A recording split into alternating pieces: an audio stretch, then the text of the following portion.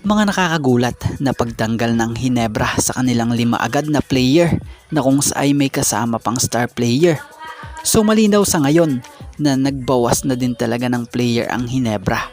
So yan nga ang dapat nyong makilala at malaman.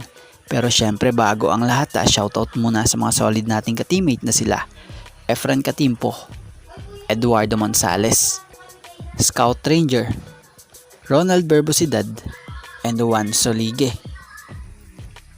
So marahil, kakaibang rebuild ng team ang nangyayari ngayon sa Barangay Hinebra. Kung mapapansin nyo ang daming mga bagong mukha sa Hinebra.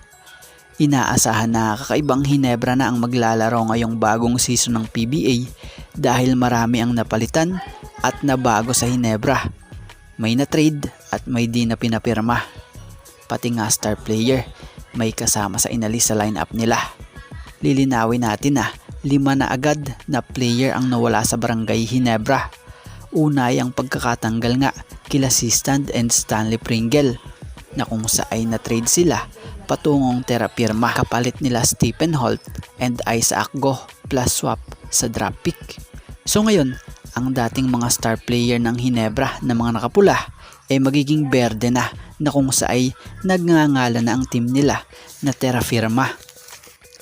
So malaki ang mababago sa Hinebra lalo na sa center position dahil yung pumalit sa pwesto ni Sistand ay hindi nga katulad niya dahil stretch big man itong nakapalit niya na si Isaac Go.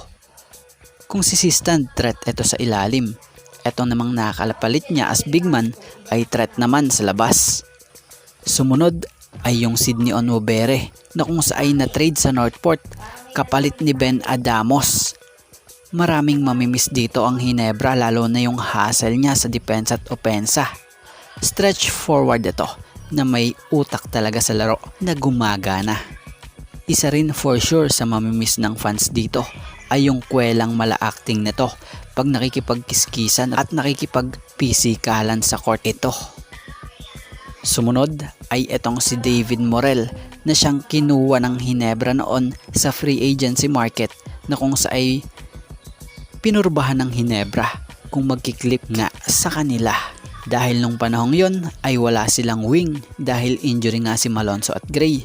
Kaya lang mukhang hanggang dito na lang off-season yung kanyang naging kontrata sa Hinebra at di na nga siya nabigyan ng bago dahil ang balita ay nirelease na nga ito ng Barangay Hinebra at no longer to be part of Hinebra organization di umanong araw ito.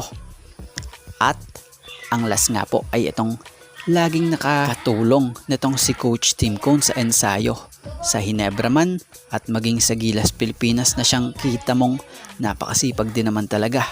So si Donald Gumaro ay isang guard na talaga namang shooter, napakahusay. Ilang taon ring kasama ng Hinebra ito. At batay sa report itong si Gumaro ay hindi na napapirma ng kontrata dito sa Hinebra. So ang 5 yan ang nawala sa lineup ng Barangay Hinebra.